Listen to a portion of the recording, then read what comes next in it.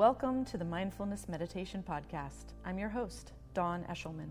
Every Wednesday at the Rubin Museum of Art in Chelsea, we present a meditation session led by a prominent meditation teacher from the New York area. This podcast is a recording of our weekly practice. If you would like to join us in person, please visit our website at rubinmuseum.org/meditation.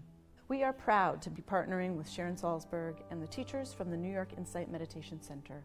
In the description for each episode, you will find information about the theme for that week's session, including an image of a related artwork chosen from the Rubin Museum's permanent collection. And now, please enjoy your practice.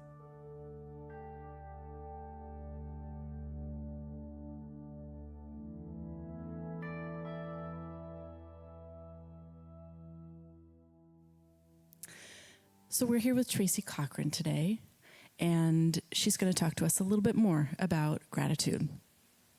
Tracy is the editorial director of Parabola, which for over 40 years has delved into the world's wisdom traditions and been a source of literary and spiritual inspiration.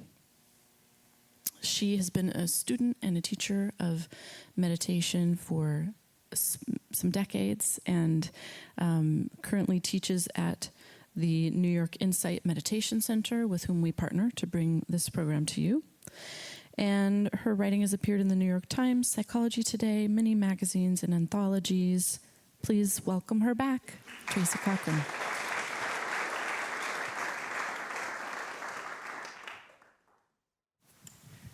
I'm very grateful to be back with you today. And I'm enchanted by this example that Dawn just brought of 100,000 mini stupas of people, families cultivating this kind of gratitude and this sense of connection to greater forces and greater ideas. So I just have to share that it's difficult to induce this in a child just by an explanation alone. When my daughter was a little girl and we lived in Brooklyn, it was around this time of year and a lot of consumption was starting to happen. And in Brooklyn, as in many places, it was the custom, if you didn't want something like a bike, to put it out on the street and someone would come along and take the bike or the chair. So she had this tiny little bike with training wheels. And I, being a good Buddhist mother, I inspired her to make a sign that said, "Please take this bike, it's freely given and enjoy it," or something like that, with crayons. So she made the sign and taped it to the bike, and we put it out on the street. And she went to sleep. And in the morning, threw the drapes aside and looked at me with a sense of magic and said, "The bike is gone. It's gone. Somebody took it." And I thought, oh, I've instilled the great idea of interdependence in this child. I felt so good about myself. And she turned and leveled a gaze at me and said, "Now when do I get something back?" I'm serious. She had a sense of transaction, not a notion of trust. And so what this brings up is that this idea of gratitude, and it's such a great idea to dedicate a whole month to it, because it's one of those things that seems very small, something we know that actually turns out to be mysterious. It's an action. It's a way of opening to the world. It's a way of not transaction, but trust. Not blind trust, but trust in a sense of being willing to see, to observe, to be patient, and to see what arises. And the thing about it that I love so much is that it can start with an action so tiny, it feels like nothing at all. this morning, for example, I was preparing to come here, so I was sitting on a couch in my living room, and it was dark. I don't know if I'm sure you've noticed it's a very dark time of year, and it's going to be getting darker for the next few weeks. So I sat there, and I had an intention to be sincere when I came, so I meditated. And during the time that I meditated, the sky went from dark to a slate color to a misty gray. And it looked so enchanting to see all these trees in the rain, dark. So I got up and I started walking around the house, opening blinds and drapes, and then I saw the sunrise. And it was just breathtaking, pink and blue. And I noticed that there was something inside my heart and my body that was opening up in response to the sunrise. It's like there's something below the thinking that doesn't forget that we're part of a larger world, that we're part of larger cycles and forces, and it responds to it, not in a mechanical way, but with real gratitude and joy. Oh, the sun is back. It's like there was something in my body that didn't quite trust that this was going to happen. And there it was. And I was so happy. And I realized that very often in the grip of a shock or something disrupts our usual narrative, our usual thinking, suddenly we notice very, very basic things, like the sun coming up again, like the goodness of being alive. But what's wonderful is that we also notice this in this practice. When we sit down together in a space like this, we drop below our usual thinking, which kind of seals us off from living, from the living experience of being present moment by moment. And when we do that, all kinds of little micro impressions come back to us. How good it feels to be breathing and sitting together and being still. And what's extraordinary is that when that relaxation, that simple process that's going to happen in just a few minutes starts to happen, other kinds of feelings start to appear naturally. We don't have to school ourselves. It's like they're waiting. And among them is gratitude. Because gratitude is another word for recognizing that we live in a world of giving and receiving all the time. When we sit with other people, we feel how it is to sit with other people. When we stop in the momentum of our day, we feel how that is, and we feel grateful. And another thing I notice at this time of year, because I do have this daily ritual of sitting on this couch. In fact, it sags at this particular end pretty steeply because I like to sit there and watch the light come back. Suddenly it seems amazing to me that our ancestors made note of the fact that it got darker and darker and darker. And then on one particular day, and I'll have the great pleasure of being back here on that day, December 21st, it starts to get lighter again. And it's remarkably touching to realize that they noticed this, because I realized that left to my own devices, I never would. When we're alone, when we're in our own thinking, in fact, we tend to be quite pessimistic At least I do.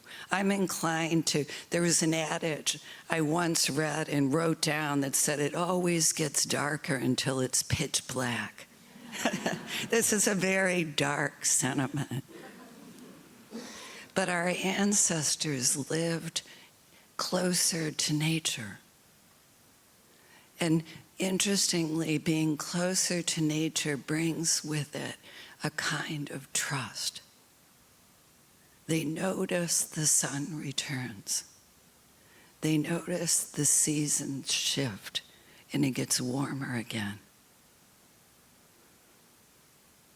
And this is our humanity. This is our birthright. And we don't have to go to an extraordinary place to discover it. We remember this when we sit down. That we have been given these bodies by ancestors and by life. Thich Nhat Hanh always said, if you want to remember the cosmos, if you want to understand it, turn to the body. Because it came to you from the cosmos. It was given to you. So we inhabit these bodies and these hearts and these minds that are vessels, exquisitely sensitive vessels for reminding us that we can trust life, that there will be more, that we have a place in this world. And so gratitude is an action. It's not a thought or a sentiment. Tennessee Williams once famously said, the world is a burning building. It's perpetually burning. And what we're called upon to save again and again, all the time, is love.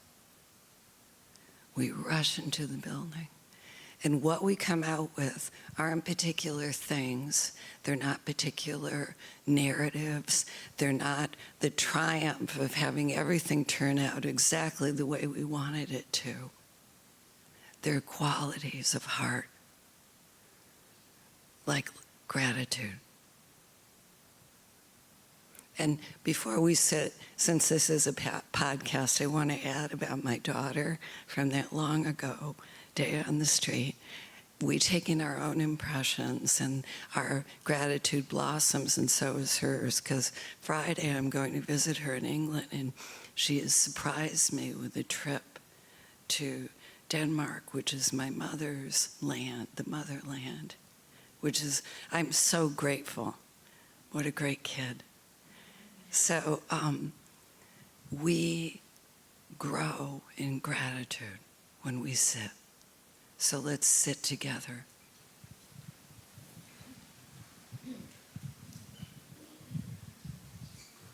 So we put our feet firmly on the floor and we let our backs be straight. And we let our eyes close. We let ourselves be. This is the way.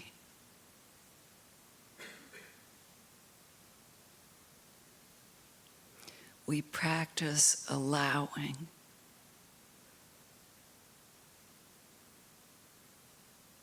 Giving ourselves the gift of our own non-judgmental attention.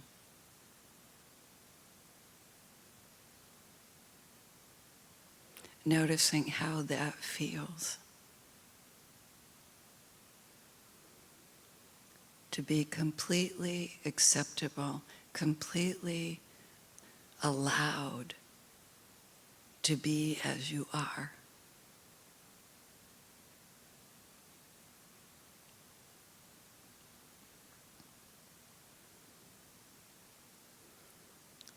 And as the body begins to relax, to soften from getting here, from the effort of listening, we allow the attention to come to rest on the breathing without asking it to change in any way. We allow the attention to be carried by the in-breath and the out-breath.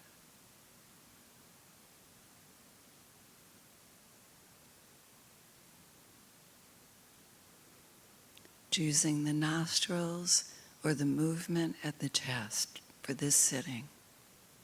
One focus.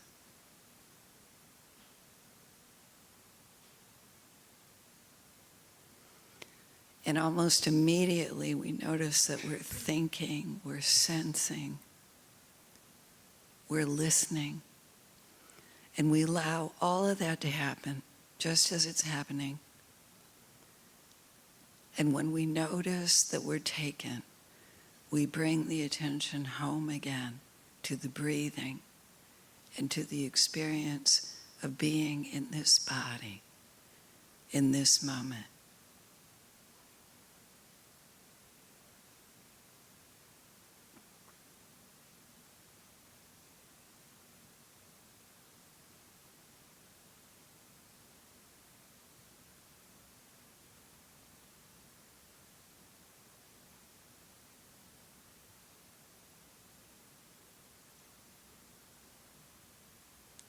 Noticing how it feels to descend from the thinking mind into the experience of being in a body, breathing.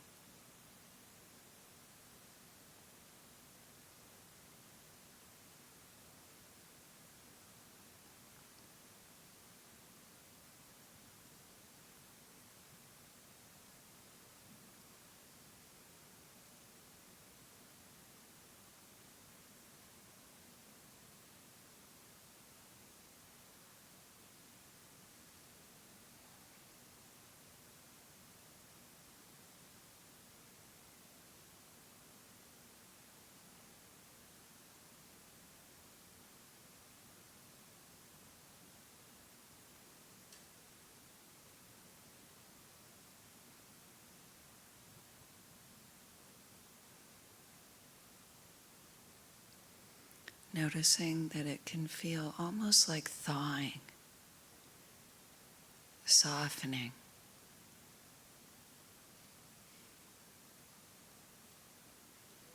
So that we remember, sati, the word for mindfulness, means to remember that there's a light of awareness in the body.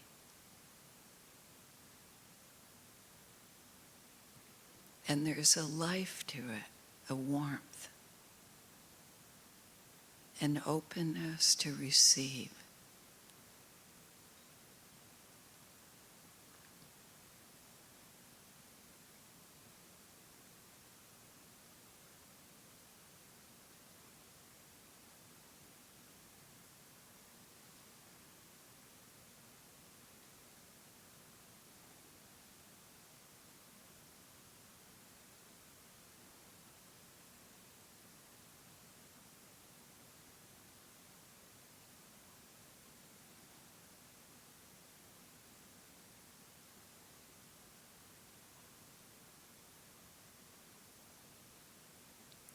Noticing that even if we get distracted, we can gently bring the attention home again to the breathing and the experience of being in this body now.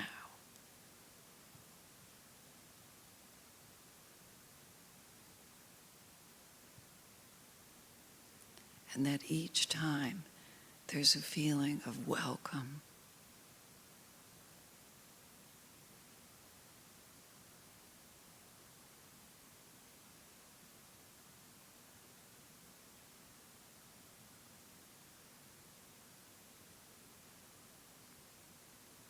No judgment.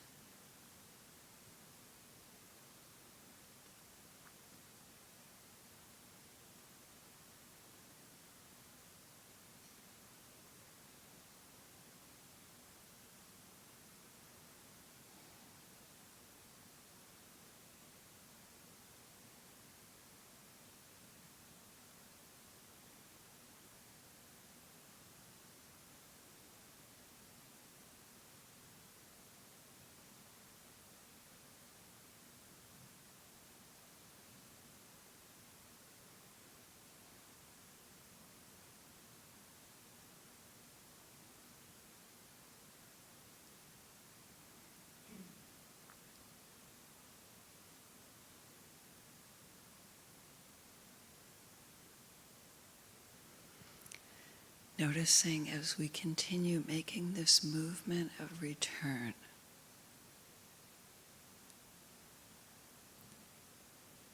that there is so much more to the body than we think.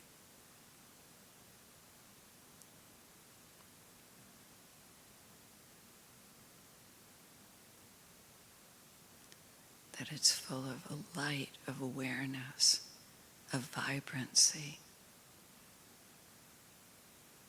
and a heart.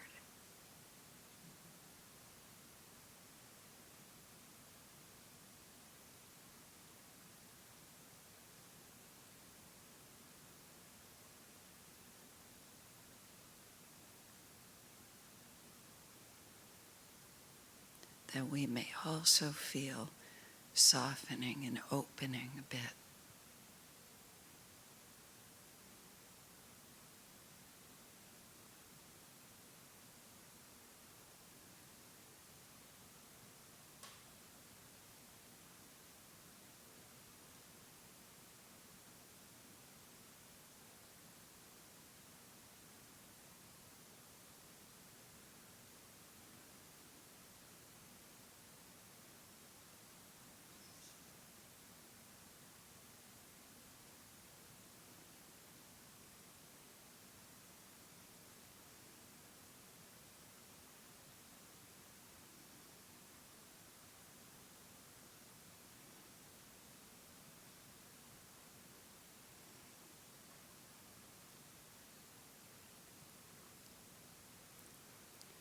As we relax and make this movement of return, we remember we're alive.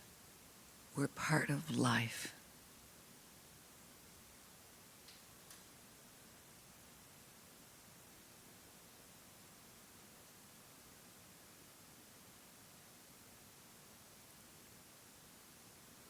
We can feel energies coming in, going out. Breath, impressions.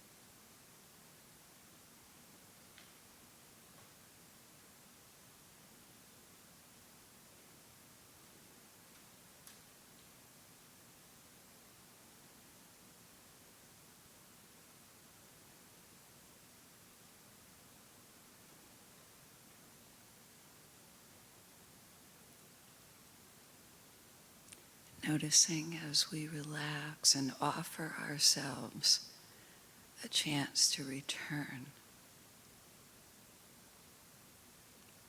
As we bask in the light of our own awareness, we may also have a feeling or feelings we don't need to put words to, but a feeling of gladness or the value of being here, being part of it.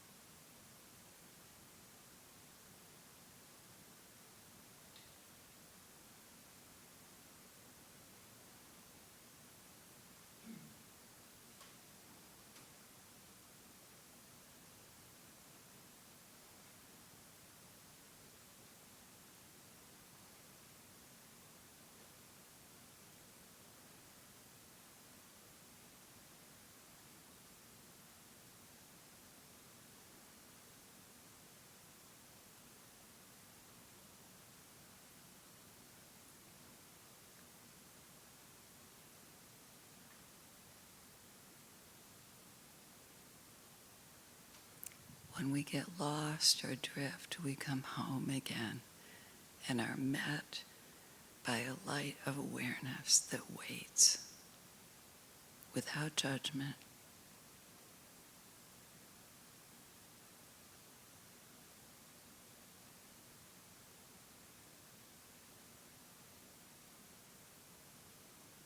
And as we do this, we remember that life is alive.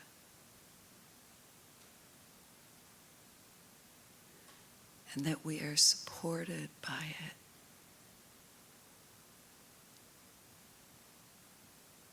That we give and receive.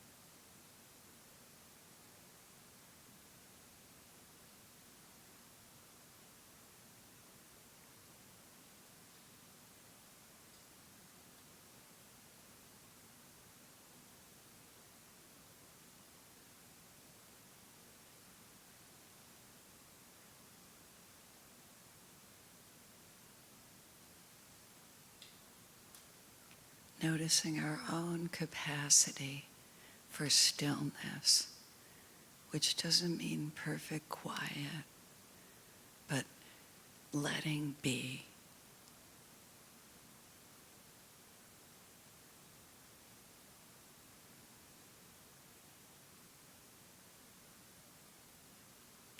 Being softer.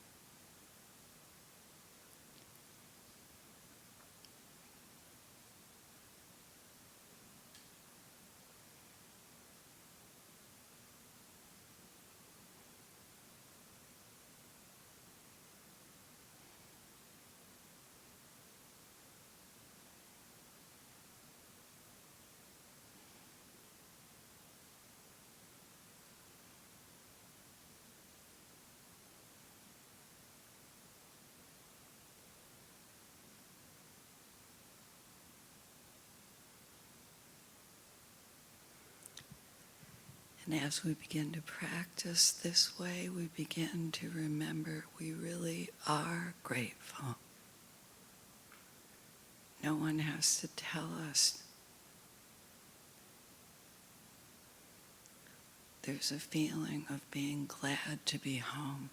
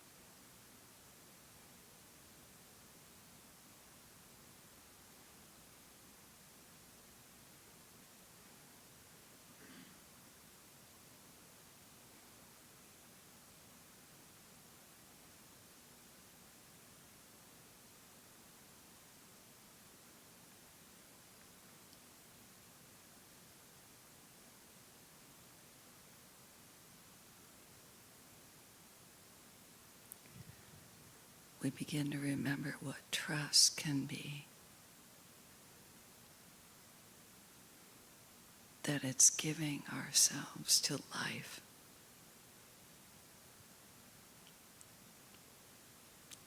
To our own awareness.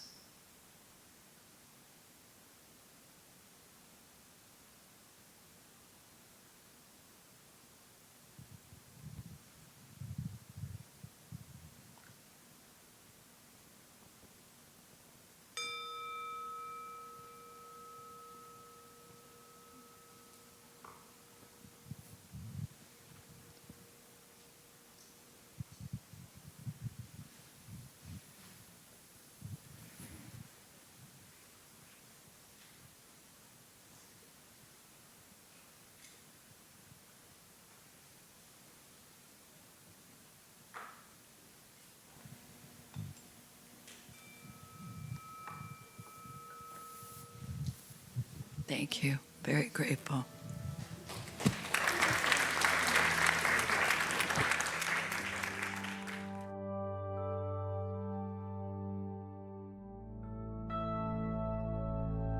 That concludes this week's practice. If you'd like to attend in person, please check out our website, rubinmuseum.org/meditation, to learn more. Sessions are free to Rubin Museum members, just one of the many benefits of membership. Thank you for listening. Have a mindful day.